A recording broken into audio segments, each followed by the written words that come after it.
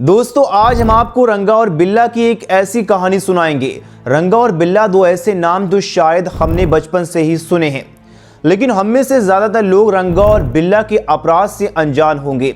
इन दोनों ने एक ऐसी जगह अपराध को अंजाम दिया था, इससे पूरा देश आग बबूला हो उठा था और पूरे देश सदमे में था।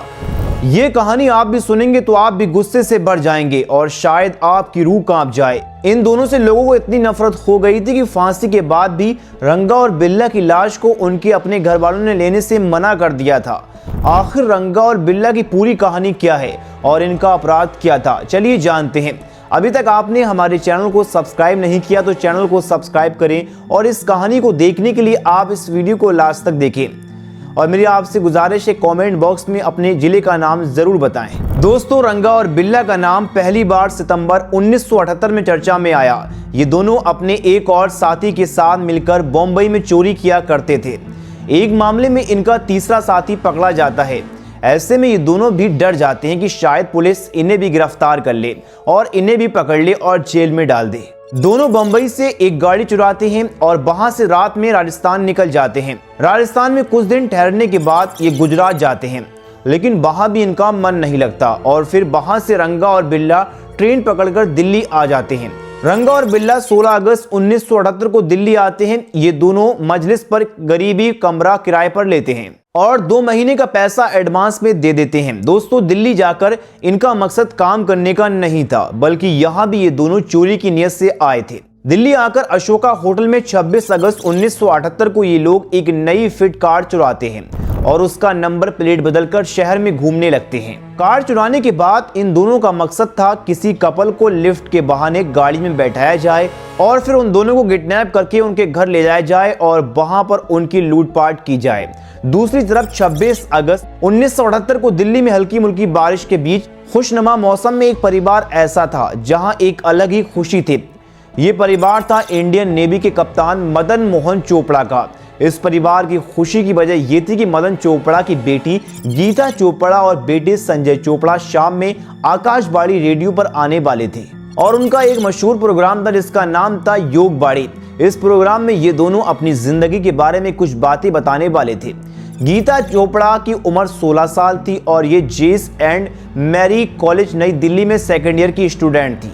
वहीं गीता चोपड़ा का भाई संजय चोपड़ा दिल्ली के मॉडर्न स्कूल में पढ़ाई कर रहा था। संजय की उम्र 14 साल की थी। उस दिन कैप्टन मदन चोपड़ा काफी बिजी थे, इसीलिए मदन ने अपने बच्चों को कहते हैं कि तुम दोनों ऑटो से या लिफ्ट लेकर आकाशवाणी स्टूडियो चले जाओ। मैं रात में प्रोग्राम खत्म करने के बाद स्टूडियो से ही तुम लोगों को रिसीव कर लूंगा। उन दिनों दिल्ली में लिफ्ट लेना कोई बड़ी बात नहीं थी और लोग प्राइवेट टैक्सी लेने की बजाय एक दूसरे की लिफ्ट मांग लिया करते थे। अपने पिता की बातें सुनकर गीता और संजय घर से तैयार होकर शाम को 6:50 पर आकाशवाणी स्टूडियो के लिए निकल जाते हैं। ये दोनों बच्चे अपने घर से निकलकर सड़क पर एक गोल मार्ग के करीब आकर रुक जाते हैं। यहाँ ये दोनों एक कार में लिफ्ट लेते हुए गोला कुआं से गोल डाक खाने तक आते हैं। उस समय 6:30 हो रहे थे और बूंदाबांदी थोड़ी तेज हो गई थी। बारिश के बीच ये दोनों बच्चे किसी गाड़ी का इंतजार करने लगते हैं ताकि आकाशवाणी स्टूडियो तक पहुंचा जा सके। कुछ देर इंतजार करने के बाद इन दोनों को एक फिट कार नजर आती है। फिट कार को देखते हुए दोनों भाई बहन गाड़ी को रोकने का इशारा करते हैं। इन दोनों भाई बहनों ने जिस गाड़ी को रोकने का इशारा किया था ये वही गाड़ी थी जिसमें रंगा और बिल्ला चल रहे थे और वह सुबह से सड़क पर अपने शिकार की तलाश में थे। वैसे तो ये दोनों एक कपल को ढूंढने में लगे हुए थे, मगर शाम हो चुकी थी और इन्हें अपना शिकार नहीं मिल रहा था। इसीलिए इन्होंने जब इन दोनों बच्चों को देखा और उनके पहनावे को देखा तो रंगा और बिल्ला को लगा कि ये दोनों बच्चे जरूर किसी अमीर घर के होंगे। ऐसे में इनको किडनैप करके अच्छा पैसा निकाला जा सकता है। इसीलिए बच्चे जैसे ही इशारा करते हैं ये दोनों गाड़ी रोकते हैं। गाड़ी रोकते ही ये दोनों बच्चे कहते हैं कि हमें आकाशवाणी स्टूडियो तक पहुंचा दीजिए। बच्चे की बात सुनकर रंगा बिल्ला हाँ कह देते हैं और छोड़ने की हामी भर देते हैं और इन दोनों को गाड़ी में बैठा लेते हैं। गीता और संजय की गाड़ी में बैठते ही ड्राइविंग सीट संभाले हुए रंगा गाड़ी को आगे बढ़ाना शुरू कर देता है। इधर बिल्ला उन बच्चों से उनका नाम और उनके पिता का नाम पूछता है। ये दोनों ही पूछते हैं कि उनके पिता क्या करते हैं। जब रंगा और बिल्ला को पता चलता है कि संजय और गीता मदन मोहन चोपड़ा इंडियन नेवी के अधिकारी के बच्चे हैं तो इन दोनों को अंदाजा हो जाता है कि शायद उनके घर से ज्यादा पैसे नहीं मिलेंगे। इसीलिए अब ये दोनों दूसरी प्लानिंग बनाने लगते हैं। रंगा और बिल्ला इशारे ही इशारे में कुछ बातें करने लगते हैं। उधर संजय और गीता अब इंतजार कर रहे होते हैं कि अगले ही पल वह आकाशवाणी स्टूडियो तक पहुंच जाएंगे। मगर तभी गीता नोटिस करती है कि अचानक ड्राइवर ने गाड़ी आकाशवाणी की तरफ जाने वाले रास्ते से हटकर एक अनजान सड़क पर मोड़ ली और फिर गीता और संजय दोनों ड्राइवर को टोकते हैं। तो बिल्ला जवाब देता है कि बारिश की वजह से आगे कुछ दिक्कत हो गई है, इसीलिए हम दूसरे रास्ते से वहां पहुंचेंगे। ड्राइवर की बात सुनकर गीता और संजय को लगने लगता है कि जरूर दाल में कुछ काला है, इसलिए वह दोनों ड्राइवर को कहते हैं कि गाड़ी रोक दीजिए, हमें यहीं उतार दीजिए। मगर रंगा और बिल्ला बहुत शातिर होते हैं और ये गाड़ी रोकने की बजाय उसकी रफ्तार को और बढ़ा देते हैं। रंगा और बिल्ला इतना शातिर था कि इन दोनों ने गाड़ी चुराने के बाद गाड़ी के दोनों कार के अंदर से खोलने वाले हैंडल को भी हटा दिया था। इसलिए जब रंगा बिल्ला गाड़ी नहीं रोकता तो गीता और संजय खुद ही दरवाजा खोलने की कोशिश करने लगते हैं। मगर ये दोनों बहन भाई ऐसा नहीं कर पाए, क्योंकि रंगा और बिल्ला ने अपने हाथ में तलवार ली हुई थी, जिससे उसने संजय को घायल कर दिया था। घायल होने के बावजूद ये दोनों बड़ी बहादुरी से रंगा और बिल्ला का मुकाबला कर रहे होते हैं। जब तक गाड़ी चलती हुई गोल डाकखाने के करीब पहुंचती है, यहाँ पर एक भगवान दास नाम का व्यक्ति की नजर इस कार पर पड़ती है। भगवान दास उस टाइम अपने स्कूटर पर सवार थे और वो कहीं पर जा रहे होते हैं। भगवान दास देखते हैं कि गाड़ी की अगली सीट पर एक आदमी बैठा हुआ है, जबकि पिछली सीट पर दो बच्चे हैं जो लगातार गाड़ी के अंदर से चीख पुकार कर रहे हैं और मदद की गुहार लगा रहे हैं। इस पर भगवान दास अपनी स्कूटी से उस गाड़ी का पीछा करना शुरू कर देता है, मगर ये उसको रोक नहीं पाते। रंगा बिल्ला की कार को कुछ और लोग भी रोकने की कोशिश करते हैं, मगर कार नहीं रुकती और पूरी रफ्तार से भागती रहती है। एक जगह ऐसा भी एक आदमी ने देखा कि कार के अंदर चिल्लाने की आवाज आ रही है। जब वह व्यक्ति नजदीक आया तो उसने देखा कि पिछली सीट पर बैठी लड़की ड्राइवर के बाल खींचकर मदद करने के लिए चिल्ला रही है, जबकि लड़का अगली सीट पर बैठे हुए उस दूसरे व्यक्ति से लड़ रहा है। दोनों मदद के लिए चिल्ला रहे हैं। ये नजारा देखकर उस व्यक्ति ने भी कार का दरवाजा खोलने की कोशिश की, मगर वह ऐसा नहीं कर पाया और कार वहां से वेलिंगटन हॉस्पिटल की तरफ चली गई। इधर जब भगवान दास कार को रोकने में कामयाब नहीं हुआ तो उन्होंने तुरंत दिल्ली पुलिस कंट्रोल रूम में 7:40 के आसपास कॉल किया और उन्होंने जो कुछ भी देखा वह पुलिस को बताया। भगवान दास ने कार का नंबर भी नोट कर लिया था। कार का नंबर था RN8930। भगवान दास ने जब पुलिस को कॉल पर नंबर लिखवाया, पुलिस से एक गलती हो गई और पुलिस ने HR8930 की बजाय MRH8930 नोट कर लिया। गलत नंबर होने की वजह से पुलिस को कोई कामयाबी नहीं मिली। हालांकि कुछ टाइम के बाद इस कार पर दिल्ली के एक जूनियर इंजीनियर इंद्रजीत सिंह की नजर पड़ी। उन्होंने भी कार के अंदर एक लड़की और लड़की को घायल अवस्था में देखा तो इंद्रजीत ने भी कार का पीछा किया, मगर रेड सिग्नल तोड़कर भाग गई ये कार। किस्मत से इंद्रजीत ने भी कार का नंबर नोट कर लिया और तुरंत राजेंद्र नगर पुलिस स्टेशन में फोन कर दिया। मामला काफी गंभीर था। इसके बावजूद ये लगाया जाता है कि लगातार कंप्लेंट मिलने के बावजूद भी पुलिस ज्यादा फोकस ना करते हुए और अधिकार क्षेत्र से बाहर की घटना बताकर राजेंद्र नगर पुलिस ने भी अपना पल्ला झाड़ लिया। उधर रंगा और बिल्ला बड़ी आराम से गीता और संजय को अपने कब्जे में लेकर अपने रास्ते की तरफ निकल गए। इधर रात के 8 बज रहे थे। इसी टाइम आकाशवाणी पर गीता और संजय का प्रोग्राम होना था, इसीलिए उनके माता पिता बड़ी बेसब्री से 8 बजने का इंतजार कर रहे थे। लेकिन जब कार्यक्रम शुरू हुआ तो इन दोनों को एक झटका सा लगा, क्योंकि कार्यक्रम में गीता और संजय की जगह कोई और था। ये सुनकर मदन चोपड़ा निराश हुए और उन्होंने अपनी स्कूटर उठाई और 9:40 पर संसद मार्ग स्थित आकाशवाणी ऑफिस चले गए ताकि अपने बच्चों को वहां से लेकर आ सकें। जब ये वहां पहुंचे तो उन्हें जानकारी मिली गीता और संजय तो यहां पहुंचे ही नहीं है। इतना सुनते ही मदन चोपड़ा के पैरों तले जमीन खिसक गई और ये सदमे में पड़ गए। आखिर बच्चे गए तो गए कहां और चले तो चले कहां गए।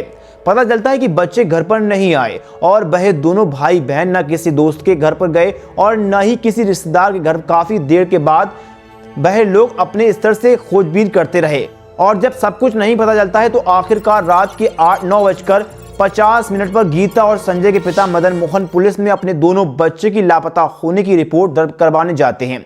पुलिस इधर उधर खोजबीन करती है, मगर इन बच्चों का कहीं से कहीं कोई पता नहीं लगता। इधर सभी की आंखों में धूल झोंकते हुए रंगा और बिल्ला गीता और संजय चोपड़ा के साथ जो हैवानियत करते हैं उसे सुनकर आपका खून खौल उठेगा।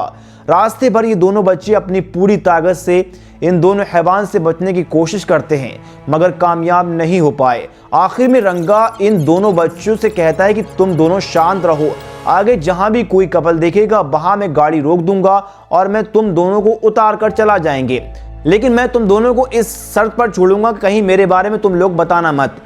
गीता और संजय रिहाई की उम्मीद में शांत हो जाते हैं मगर रंगा और बिरला उस कार को और तेजी से भगाते हुए वृद्धा गार्डन की तरफ मौजूद रिज इलाके में ले जाते हैं और एक सुनसान जगह देखकर झाड़ियों के पीछे अपनी कार को खड़ा कर देते हैं।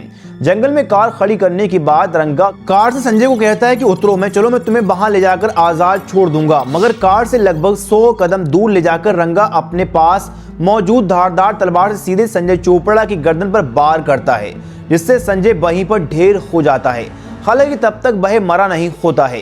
इधर रंगा संजय की हत्या कर रहा होता है, उधर बिल्ला कार में मौजूद गीता चोपड़ा को पहले बुरी तरीके से मारता है, उसके कपड़े फाड़ता है और फिर अपने पास एक चाकू की नोक पर उसके साथ बलात्कार करने लगता है। गीता का बलात्कार करने के बाद गीता को कार में बंद करके बिल्ला उसी तरफ आता है जहां रंगा संजय को लेकर आया था। यहाँ पर रंगा और बिल्ला आपस में कुछ बातें करते हैं और फिर बिल्ला रंगा के हाथ से तलवार लेता है और संजय के पास जाता है और एक के बाद एक संजय पर कई बार कर देता है और संजय को वहीं पर खत्म कर दिया जाता है। उधर जब बिल्ला संजय की हत्या कर रहा होता है तब कार में रंगा आ जाता है और गीता चोपड़ा को बड़ी बेरहमी से मारता है और दरिंदगी के साथ बलात्कार करता है। जब रंगा का मन भर जाता है तब रंगा बिल्ला गीता को कहता है कि चलो मैं तुम्हारे भाई से मिला देता हूं। इतना कहने के बाद रंगा और बिल्ला गीता को अपने साथ लेकर उस जगह पर जाते हैं जहां पर इन दोनों ने मिलकर संजय की हत्या की थी। भाई की लाश को देखकर गीता का कलेजा फट जाता है, जिससे वह पहले कुछ कह पाती उससे पहले बिल्ला ने तलवार निकालकर सीधा गीता की गर्दन पर बार बार वार किया और गीता एक ही झटके में जमीन पर गिर पड़ी और वहीं पर उसकी मौत हो गई। बड़ी बेरहमी से संजय और गीता की हत्या के बाद रंगा और बिल्ला इन दोनों की लाश को घसीटकर झाड़ी के अंदर फेंक देते हैं और वापस इस कार में आ जाते हैं।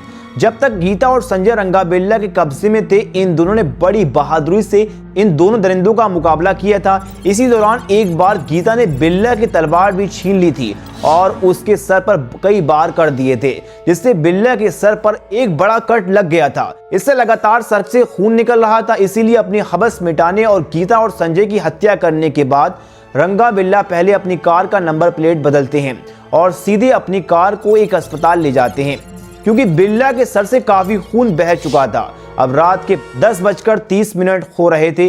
काफी बिल्ला के सिर से गहरी चोट लगी थी, इसीलिए डॉक्टर तुरंत बिल्ला के एक्सरे करते हैं और टांका लगा देते हैं। कुछ दवाइयां देकर उन्हें हॉस्पिटल में रुकने के लिए कहते हैं। अस्पताल में रंगा और बिल्ला दोनों गलत नाम और पता लिखवाकर बैठे हुए थे, क्योंकि बिल्ला के सर पर गहरी चोट होती है, इसलिए नियम के मुताबिक अस्पताल द्वारा तत्कालीन पुलिस को खबर कर दी जाती है। जब पुलिस रंगा बिल्ला के पास पहुंचती है तो बिल्ला बताता है कि हम दोनों आ रहे थे और बिल्ला के साथ एक रोड पर काली मंदिर के पास कुछ लोगों ने हम पर हमला कर दिया और हमारे पास मौजूद बैग हैं वह भी छीन लिए और पैसे भी छीन लिए और लोहे की राड से हमारे सर पर मारा, जिससे ये जख्म हो गया है। हॉस्पिटल में मौजूद पुलिस अधिकारी की जानकारी के लिए मंदिर मार्ग पुलिस स्टेशन को देखने जाती है। इसके बाद रात 10:50 पर पुलिस वालों को अस्पताल भेजा जाता है। उधर डॉक्टर ने बिल्ला को चोट गहरी होने की वजह से अस्पताल में रुकने के लिए कहा था, मगर रात के 11 बजे ये दोनों हॉस्पिटल में छुट्टी लेने के लिए कहते हैं, लेकिन वहां मौजूद पुलिस वाले पहले उस जगह पर ले जाने के लिए कहते हैं जहां उनके साथ छीना झपटी हुई थी। रंगा बिल्ला तो किसी भी सूरत में जल्द से जल्द वहां से भागना चाहते थे, मगर पुलिस वालों के कहने पर वह उस मनगढ़ंत जगह पर ले जाते हैं और पुलिस को अपनी बातों में उलझा रखा। काफी कोशिशों के बावजूद पुलिस को वहां पर संबंधित कोई भी सबूत नहीं मिले। इसके बाद पुलिस रंगा बिल्ला को लेकर थाने आ जाती है, लेकिन यहाँ रात के 1 बजे रंगा और बिल्ला कुछ बहाना बनाकर निकल जाते हैं, जबकि पुलिस उन्हें कहती है कि कल आप दोनों फिर से आना है यहाँ पर। ये दोनों रात के अंधेरे में थाने से निकलते ही अपने किराए के कमरे में वापस आते हैं। यहाँ कुछ जरूरी सामान लेते हैं और वहीं से बॉम्बई भाग जाते हैं। बॉम्बई में कुछ दिन रुकने के बाद रंगा और बिल्ला आगरा में आकर छुप जाते हैं। इधर गीता और संजय के गायब होने की रिपोर्ट दर्ज किए 24 घंटे से ज्यादा बीत चुके थे, मगर पुलिस को इन दोनों का कोई सुराग नहीं मिला था। उधर दोनों के गायब होने के 2 दिन के बाद यानी 28 अगस्त 1978 को सुबह के 6 बजे धनीराम नाम का एक चरवाहा अपनी गायों को चराने के लिए इस जगह पर लाया था जहां पर संजय और गीता को मारा गया था। जब धनीराम उस जगह से गुजरा तो जंगल में उसे कुछ कपड़े दिखाई दिए और कुछ और भी आगे आया तो वह दोनों की लाशों को भी दिखाई दी। अब धनीराम ने इस बात की जानकारी तुरंत पुलिस को दी। वहीं पुलिस के कांस्टेबल रोहतास सिंह को दी गई। पुलिस की टीम मौके पर वहां पहुंची और दोनों की लाशों को बरामद कर लिया। इन दोनों बच्चों के माता पिता को भी लाश की पहचान के लिए बुलाया जाता है और उन दोनों ने इस बात की पुष्टि कर दी कि ये लाश उनके ही बच्चों की है। यहाँ पर फॉरेंसिक टीम भी बुलाई जाती है और सभी छोटे बड़े सबूत इकट्ठे किए जाते हैं। उधर पोस्टमार्टम रिपोर्ट में खुलासा होता है कि संजय चोपड़ा के ऊपर तलवार से बार बार वार किए गए। वहीं गीता चोपड़ा की हत्या करने से पहले उसका बलात्कार किया गया, साथ ही उसके पूरे शरीर पर कई गंभीर वार भी किए गए। पुलिस पर जल्द से जल्द उनको कातिलों को पकड़ने का दबाव बन रहा था, मगर कहीं न कहीं मदन चोपड़ा को लग रहा था कि पुलिस इस मामले में सुस्ती बरत रही है। इसलिए 2 दिन के बाद मदन चोपड़ा ने मीडिया वालों के सामने आकर अपनी पूरी कहानी बताई और इंसाफ की गुहार लगाई। जब ये खबर मीडिया में सभी ने सुनी तो पूरा देश गुस्से में उबलने लगा। हर जगह बस इस खबर की चर्चा थी। दिल्ली और देश में उस टाइम लगभग वैसा ही माहौल बन गया था जैसे निर्भया कांड के बाद बना था। पूरी दिल्ली सड़क पर उतर आई और हर कोई संजय और गीता के कातिलों को जल्द से जल्द फांसी के फंदे पर लटकते हुए देखना चाहता था। मगर घटना के कई दिन बीत जाने के बाद पुलिस के हाथ कुछ न लगा। जिन लोगों ने रंगा और बिल्ला को देखा था उनकी निशानदेही पर रंगा बिल्ला के कुछ स्केच भी बनवाए गए, तैयार करवाए गए और पूरे देश में इनके पोस्टर लगवाए गए। अखबारों में रंगा बिल्ला की पोस्टर छपवाए गए और साथ ही इन दोनों का सुराग देने वाले को मोटी रकम देने का ऐलान भी किया गया। इस सब के बावजूद कई हफ्ते दिन बीत गए लेकिन रंगा बिल्ला पकड़ में नहीं आते हैं और देश भर के लोगों का गुस्सा चौथे आसमान पर पहुंच जाता है। ये मामला इतना बड़ा हो गया था कि उसका अंदाजा आप इस बात से लगा सकते हैं कि जब पूरी दिल्ली सड़क पर आई थी तो तत्कालीन विदेश मंत्री अटल बिहारी वाजपेयी जी उनसे बात करने के लिए आए, लेकिन पत्थरबाजी की वजह से उन्हें वापस लौटना पड़ा और उन्हें चोट लग गई थी। मामले की गंभीरता को देखते हुए अंत में तत्कालीन प्रधानमंत्री मोरारजी जी देसाई ने संजय और गीता के घर जाकर शोक प्रकट करने का फैसला किया था। साथ ही जल्द से जल्द केस को सॉल्व करने की भी हिदायत पुलिस को दी थी। अब इस मामले को प्रधानमंत्री खुद ही हैंडल कर रहे थे, इसलिए पुलिस भी भारी दबाव में थी जल्द से जल्द अपराधियों को गिरफ्तार करे। माहौल ऐसा बन चुका था कि रंगा बिल्ला भागते तो कब तक भागते और कहां तक। इस घटना को अंजाम देने के बाद रंगा बिल्ला दिल्ली से बंबई गए थे और बंबई से आगरा में कुछ दिन रुकने के बाद कहीं और भागने की नियत से 8 सितंबर 1978 को वह दोनों आगरा में यमुना रिवर ब्रिज के पास कालका मिलिट्री से एक बोगी में सवार हो गए थे। दोनों ट्रेनों में चढ़ गए थे और मगर गलती से उस बोगी में चले गए जो केवल इंडियन आर्मी के जवानों के लिए थी। दोनों ट्रेन के अंदर गए और आर्मी के जवानों ने उन्हें घेर लिया और उनके आइडेंटिटी कार्ड मांगे। इस पर रंगा और बिल्ला आर्मी जवानों से झगड़ा करने लगे। इस बीच बोगी में मौजूद इंडियन आर्मी के जवान की इन दोनों पर पहचान कर लिया, क्योंकि उन्होंने रंगा बिल्ला के केस का अखबार में डिटेल पढ़ा था। इसीलिए जैसे ही उन्हें शक हुआ कि ये रंगा बिल्ला हो सकते हैं, आर्मी वालों ने तुरंत रंगा बिल्ला को बांध दिया और 9 सितंबर 1978 को नई दिल्ली रेलवे स्टेशन पर आर्मी वालों ने इन दोनों को दिल्ली पुलिस के हवाले कर दिया। इन दोनों की गिरफ्तारी के बाद तत्काल ही पुलिस ने उनके पास मौजूद बैग की तलाश ली। इसमें एक तलवार मिली जिसमें रंगा बिल्ला ने गीता और संजय की हत्या की थी और इसके अलावा बैग से वह कपड़ा मिला जो कपड़ा रंगा और बिल्ला ने घटना वाले दिन पहना हुआ था। उस कपड़े पर खून के निशान भी थे। इसके तुरंत बाद पुलिस रंगा और बिल्ला को गिरफ्तार करके पूछताछ करना शुरू कर देती है। पूछताछ में रंगा बिल्ला इस तरह की किसी भी घटना को से इनकार कर देते हैं, मगर जिस हॉस्पिटल में बिल्ला का इलाज करवाया गया था उस अस्पताल के डॉक्टर ने भी कंफर्म कर दिया था कि उस रात ये दोनों हॉस्पिटल में आए थे। अपराधी तो पकड़े जा चुके थे, मगर सबूत के बिना कोर्ट भी कुछ नहीं सुनता, इसीलिए पुलिस ने सबूत जुटाना शुरू कर दिए। जब पुलिस ने रंगा बिल्ला से सख्ती से पूछताछ करती तो रंगा बिल्ला पूरी कहानी शुरू से लेकर अंत तक बता देते हैं। इसके अलावा इस मामले में कुछ ऐसे सबूत पुलिस के हाथ लगते हैं जो काफी अहम सबूत थे। दरअसल जो कपड़ा रंगा और बिल्ला के पास से पाया गया था उस कपड़े पर जांच के दौरान खून पाया गया था। वह खून के निशान गीता और संजय के ही थे। इधर कुछ दिन पहले पुलिस ने उस कार को भी ढूंढ निकाला जिसके इस्तेमाल से इस हत्याकांड में हुआ था। उस कार से पुलिस ने जो बाल बरामद किए थे वही बाल संजय चोपड़ा के शरीर पर पाए गए थे और ये दोनों सैंपल रंगा बिल्ला से मेल खाते।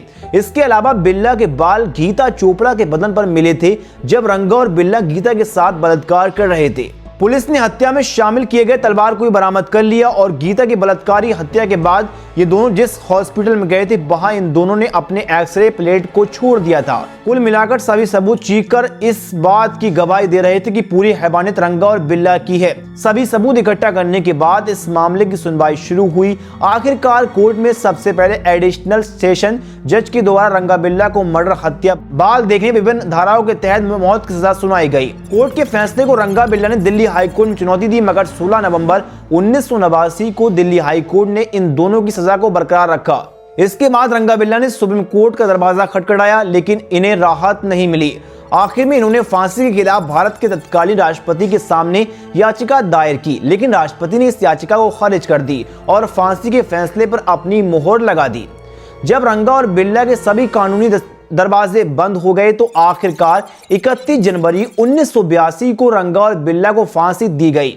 फांसी देने के बाद इन दोनों के शवों को भी कोई स्वीकार नहीं किया, फैमिली वालों ने नहीं लिया और पुलिस ने ही जेल के अंदर इन दोनों का अंतिम संस्कार किया। जो दर्द रंगा और बिल्ला ने गीता चोपड़ा और संजय चोपड़ा और उनके माता पिता को दिया था, उसके सामने शायद फांसी की सजा कम थी, मगर यह सजा उस दर्द पर मरहम जैसी जरूर है। इस पूरे मामले की सुनवाई काफी देरी से हुई थी और रिकॉर्ड तरीके से 4 साल के अंदर सुनवाई पूरी होने के बाद अपराधियों को फांसी दी गई। इससे पहले सिर्फ गांधी जी की हत्याकांड वाले एकमात्र केस था जिसमें अपराधियों को 4 साल के अंदर फांसी की सजा दी गई थी। गीता और संजय की हत्या के बाद दिल्ली में लिफ्ट देने की प्रथा खत्म हो गई, क्योंकि गीता चोपड़ा और संजय चोपड़ा ने बड़ी बहादुरी से रंगा बिल्ला का मुकाबला किया था। इसीलिए उनके सम्मान में भारत सरकार की ओर से वीरता पुरस्कार भी जारी किया गया।